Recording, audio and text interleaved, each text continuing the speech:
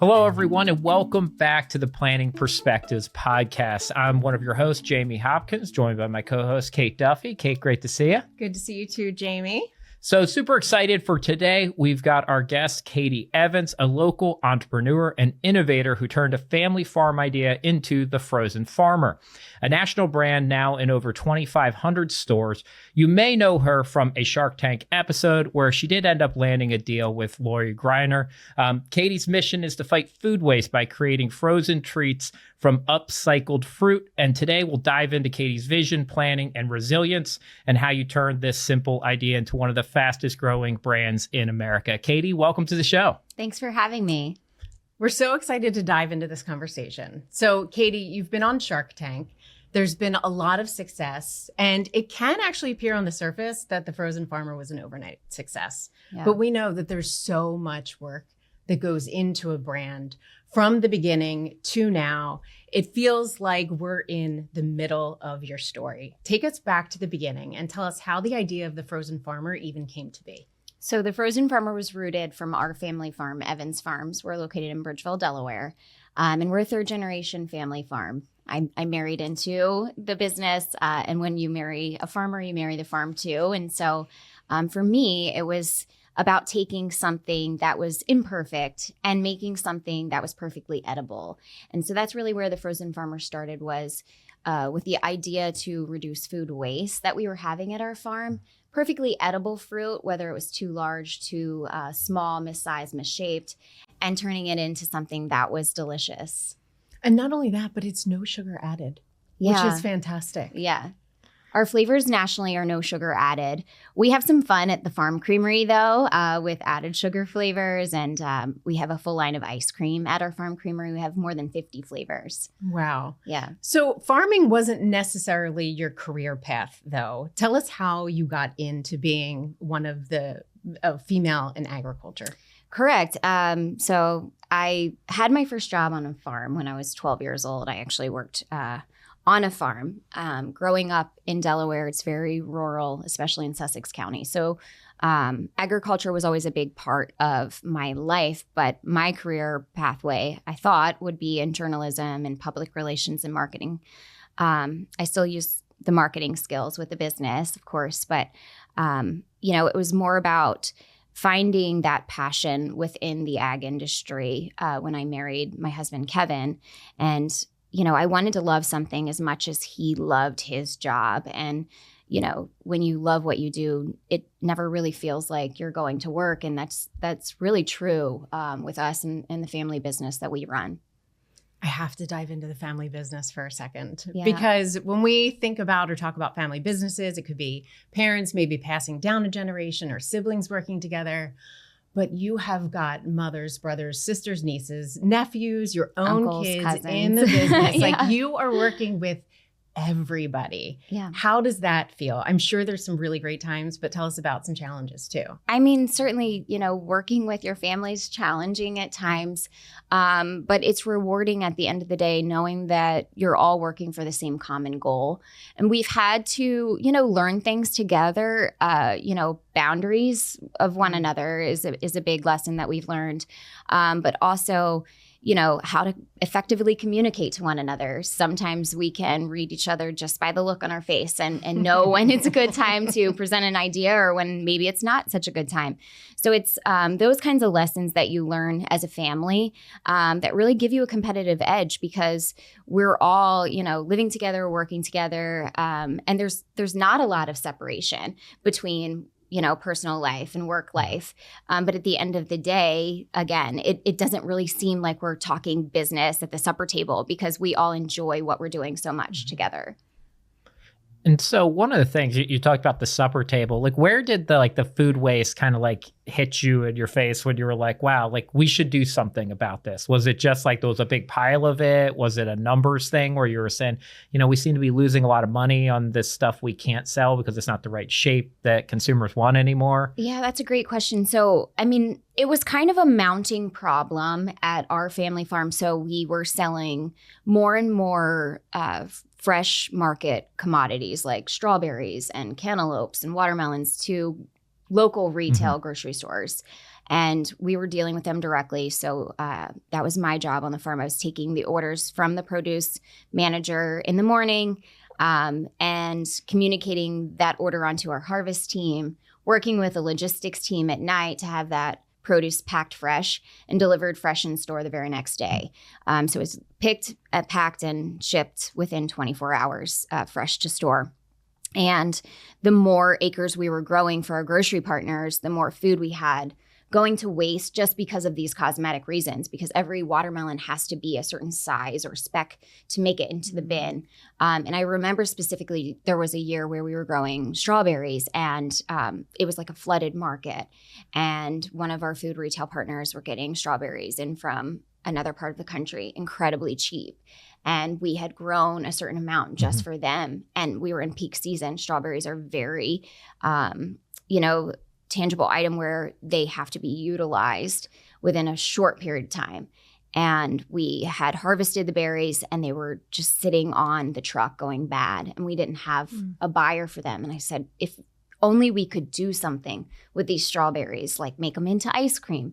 And so the idea really came about around the Sunday supper table. And I remember we had Sunday dinner after Sunday dinner, and we were planning the frozen farmer over those Sunday dinners as families. And we were sketching our logo and writing our business plan and planning the financial end of the business and how all of that was going to work and looking into grant funding and things like that. So it was, it wasn't an overnight success by any means. I mean, there was a year of planning the business before we ever even cut the ribbon. Yeah, that's awesome. Yeah, I think I had read at some point, I don't know that it's true across the board, right? But the mini carrots, that they came from the same situation where they were like misshapen carrots originally that stores weren't buying. So, like the little ones that kids eat. Yeah, that makes sense. That those became, because for a long time, I was like, these are such a waste of carrots. And then I read one time that, I don't know if it's true across the board anymore, but the start of those was a similar thing, right? Yeah. Trying to fight food waste because people wouldn't buy like the short little ugly carrots with 3 different like lines coming off of them. And I've learned that so many things,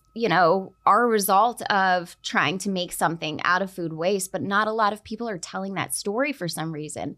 And I think it's a really valuable story to tell. Yeah. So. No, it is. There's a lot of stuff. Yeah. You go through like the history of food and how food's prepared and the dishes we have today. I mean, so much of it was about keeping things from going to waste. Like key lime pies were the same thing because the milk would spoil. So they tried to figure out how to use the spoiled milk down south. So you're teaching me so much. Yeah. Almost nobody makes it with spoiled milk anymore, but that's why they would put all the lime in it to kind of kill that sourish taste of the spoiled milk. So yeah, there's a lot of dishes that came from kind of spoiled products or food waste, which is really interesting. That is. So one of the things, so let's move that forward. So you ended up getting a deal with Giant, which is a huge grocery store chain. And then that kind of allowed you to start helping to grow and then into Shark Tank, right? So can you tell us a little bit about that story and what that was, kind of that whole process? The process of Shark Tank? Yeah. Goodness. So yeah, from the day we went public with the idea of the frozen farmer, again, we planned the business for a long time and stayed quiet about our plans until, we were really ready to share with our local community what it was we were planning as a family. And right away, people started telling us, you've got to pitch this business to Shark Tank. Like that sounds like a perfect business that Shark Tank would invest in. And I had 2 kids under 2 at the time, and we had our farm and our farm market and the business that we were doing with our grocery partners as well. And so I didn't watch a lot of television, and I had never admittedly watched an episode of Shark Tank when it kept coming up. But we had a retail opportunity very early on with Giant, our first partner with the frozen farmer, and they were interested because our produce had become, so popular at their grocery stores. And they said, wow, if we could get this in and you can market it from the Evans Farms angle, and everybody loves Evans Farms watermelons, and then go buy the frozen farmer watermelon sorbet. And so we did little in-store demos and things like that, but it just kind of kept coming up. And so it was about year 3 of doing business with Giant, and they wanted us to take our business to warehouse level. And they presented us with the opportunity to supply all of the giant food stores. Wow. And for the first 3 years, they grew slowly with us. And we took on like 15 and then 50 and then 70. But they provided us with the opportunity to supply the entire chain. And they said, well, have you ever thought about Shark Tank as an option to fund, the transition? And it was one of those things that I felt as though if we didn't go for, we would forever look back and wonder what if, because it kept coming up so often. And so we just decided to attend an open casting call in New York City. And I stood in line with 600 other entrepreneurs hoping to make the show. And that was in February. And by September, they were flying us to Hollywood to film the episode. And then they called me after we filmed and they said, Katey, we have 43,000 people apply for the show this year. And out of 43,000, we tell one person's story who has a very influential story as like our home package episode, the feature episode of the season. And we want to fly to Bridgeville and we want you to be that episode, because they were moved by, our sustainability mission and our family farming story. And so that was exciting to have the Shark Tank team come to Bridgeville. Yeah, that's must have felt like really rewarding for like the whole family, right? Having this story told. Yeah, because for us, the Frozen Farmer is a continuation of our family's farm legacy. It's more than a brand. And so to be able to tell that story on a national platform was very rewarding to share. And I don't know if it was true for you. I definitely, I've watched the show a handful of times, right? Some people go on there and they definitely have sharks that they're hoping for. Did you have that? Where you're just like, wherever this goes is going to be great? Yeah, I thought wherever, we landed, it was what was meant to be for our brand. Whether we walked out of there with a deal or without a deal, it was going to be what it was. But of course, you want a deal going on to the show. So I was hoping for either Lori Grenier or Mr. Wonderful. I thought would be kind of cool. Mark Cuban and I had some really great dialogue back and forth, and he seems super interested in the brand. And honestly, he's who I talked to most during the filming. And I thought, okay, he's going to invest. And when he decided not to, I was kind of wondering why, but I learned later on that he had actually invested in another frozen company that was, in competition. So, and they couldn't let us know that yet because everybody's under such confidentiality clauses. So, but yeah, it was an interesting experience, and I was just excited to get the offer from Lori, and definitely something and a part of our story that we'll never forget. One more follow-up, maybe is the confidentiality. How much negotiation occurs after the show too? Because I've always assumed, like, obviously, like, no deal is done because people say, yes, let's do it. There's got to be paperwork and conversations. Oh, it's a lot after the show. Yeah. In fact, I went back to, they give you like a movie trailer to set up and practice your pitch in and get comfortable while others are in the tank. And I went back to my trailer, and Lori's husband, Dan, was like sitting right outside of my trailer when I went back. And he's like, okay, your first business meeting begins right now. And we literally had about a 45-minute long business conversation immediately after filming the show. And it was about not quite a year, but close to it, of negotiation back and forth before we did settle the deal with Lori. Yeah, that's and amazing. A lot of businesses don't. After the curtain drops, that's it.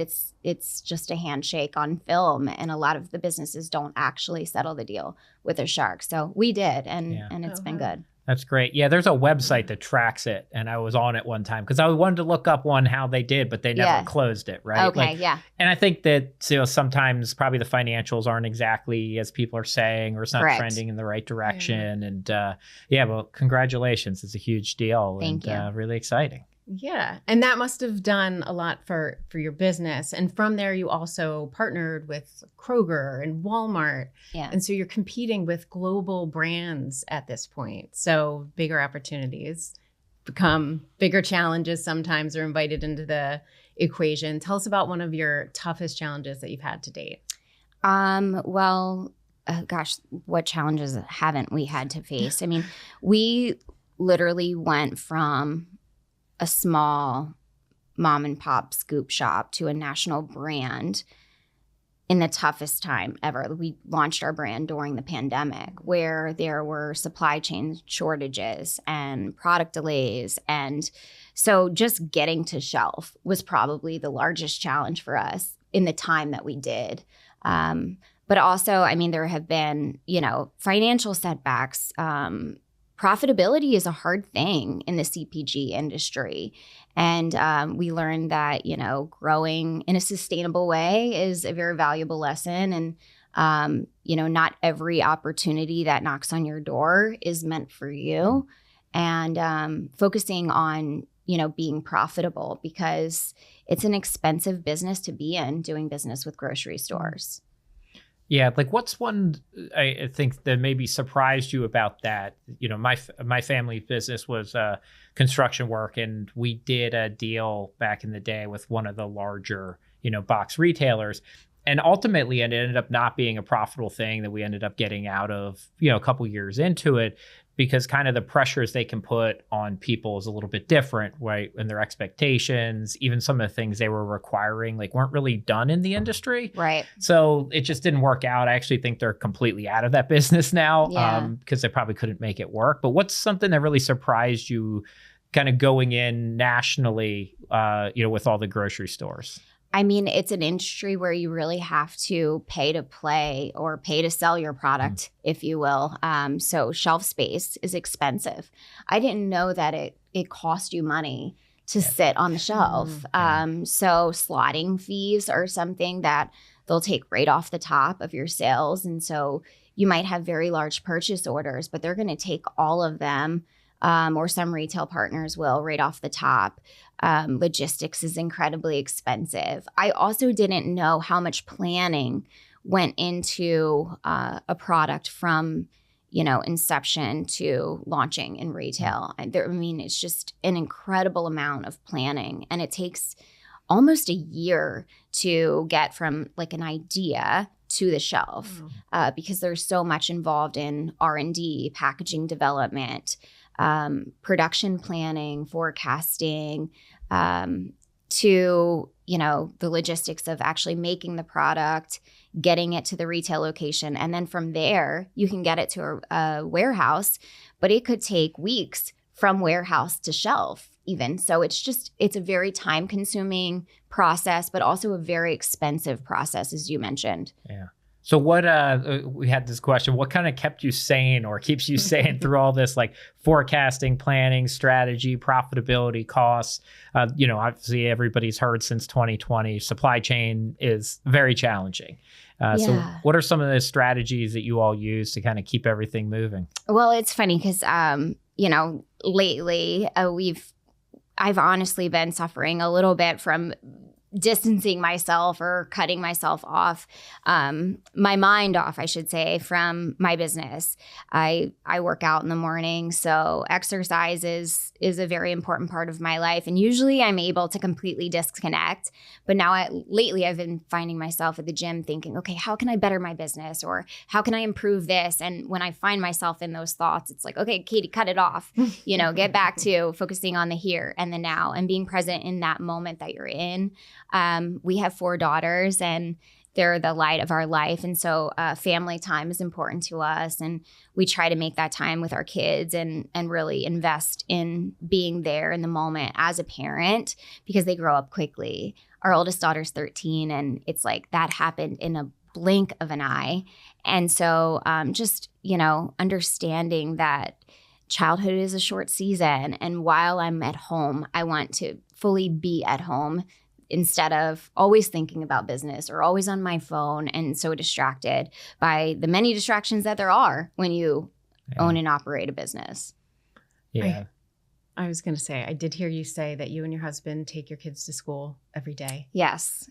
We take our kids to school every day, and that's a big part of our family routine.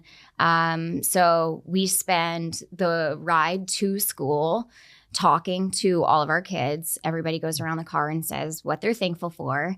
And we try to, make it something different every day too. And then we have everybody say their own prayer for the day. And then on the ride home from school, my husband and I use that 18-minute drive as our, reset for the day. It's kind of like our business meeting. We go over anything that we need to, business-wise. We also talk about anything family-wise, planning-wise, calendar-wise, and like what, we are planning for dinner, or who needs to pick who up and take who to whatever sport they're doing that night. But it's a valuable time for us to connect as husband and wife, but also as business partners in the car on the way back to the farm before the busy day gets started. It sounds like a really good grounding opportunity for everybody. It is, yeah. Too. And it's a part of, our children's routine that I know they look forward to too. Because if somebody calls after we get in the car and, they're saying, oh, it's time to do our thankfuls, right. Can you get off the phone?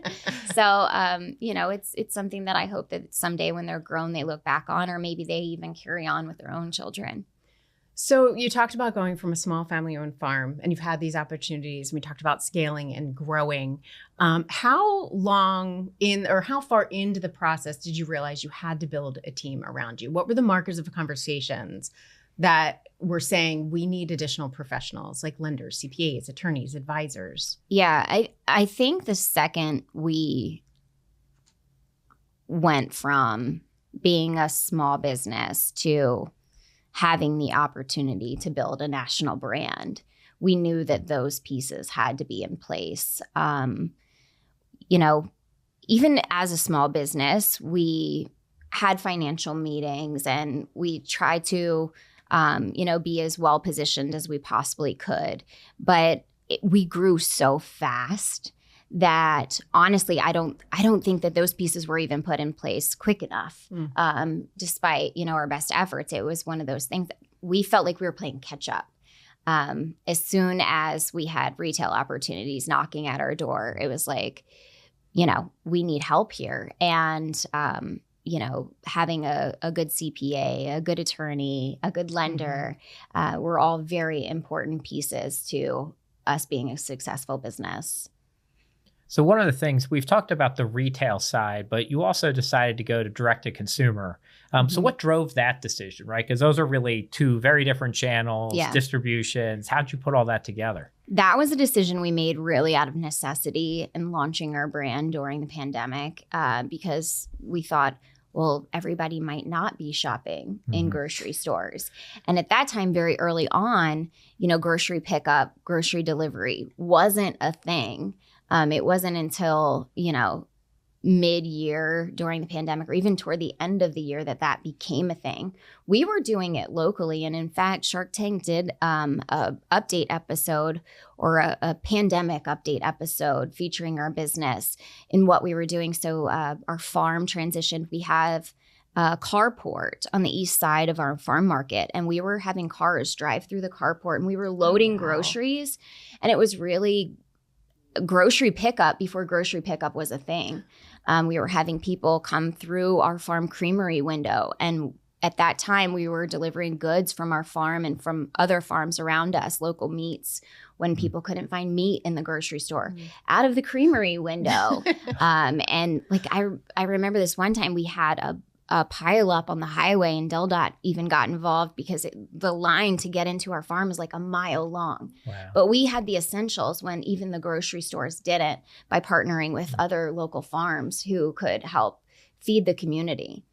Yeah, I mean, I still remember my first grocery store experience during the pandemic, where like you're standing outside and they're letting like 2 people in at a time, and like half the store is out of stuff, and you're just like, I guess I'll just get this random item because they have it here. Yeah, and now grocery delivery and grocery pickup has become such a amazing way of life, and a luxury that, we never had before the pandemic. So really that was, part of our decision to go direct to consumers, just that convenience factor. But also it was, safety, and knowing that some people wouldn't have the access to the product, even at the grocery level.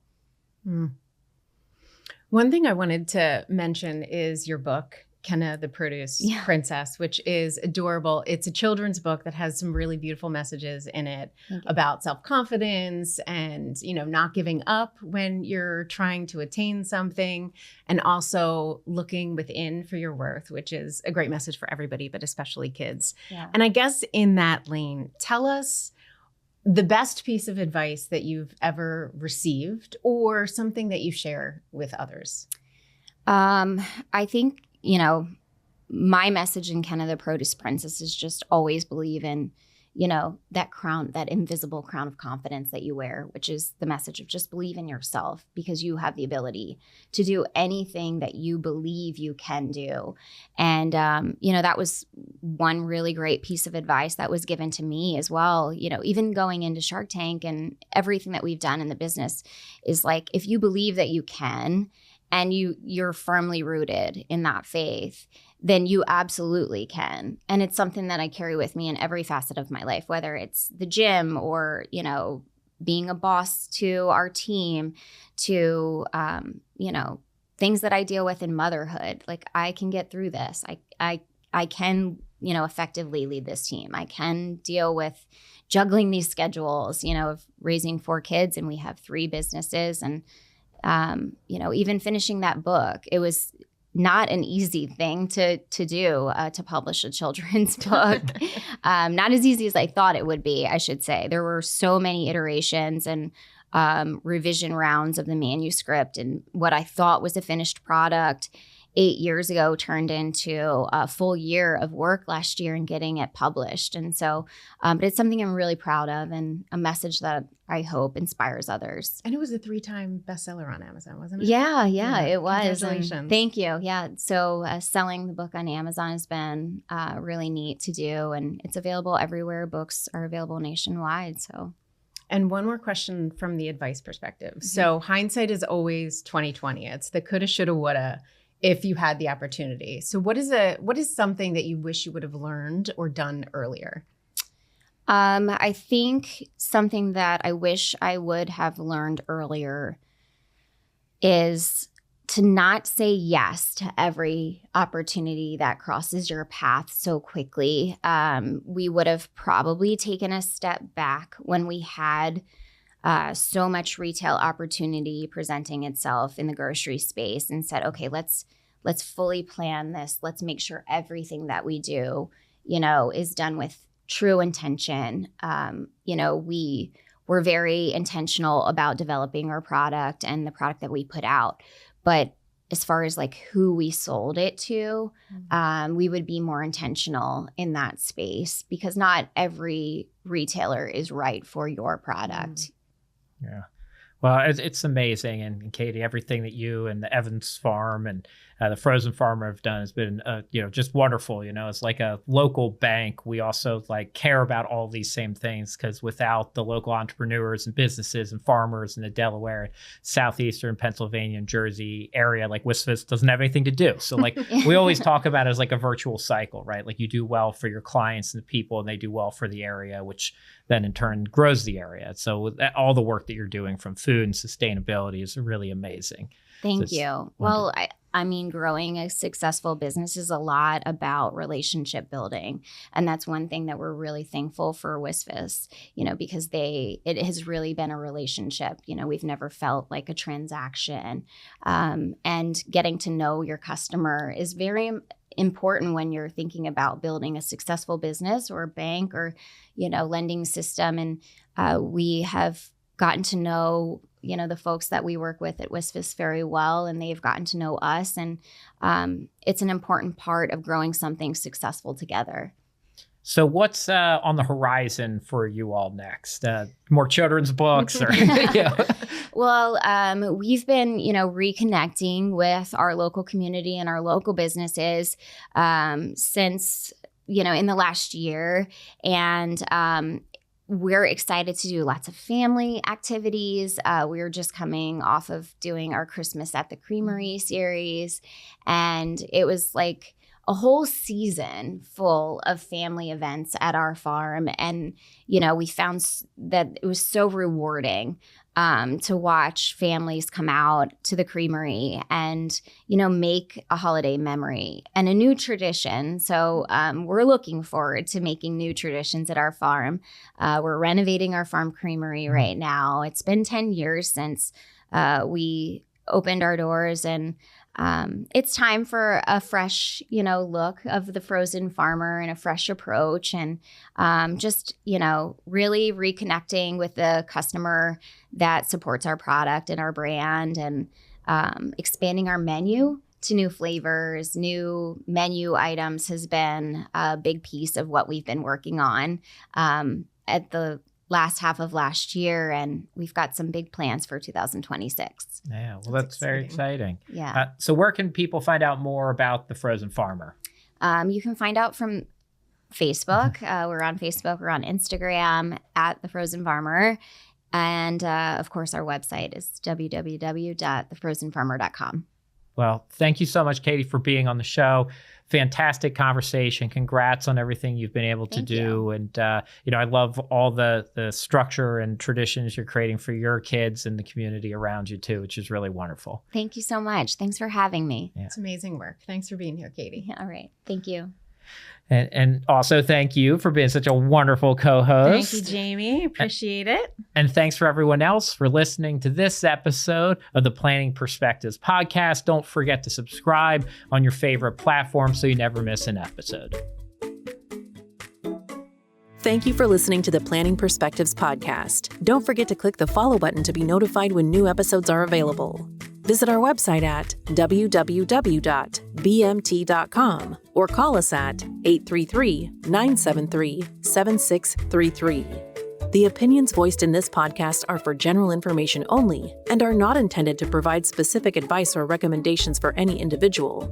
To determine which strategies or investments may be suitable for you, consult the appropriate qualified professional prior to making a decision.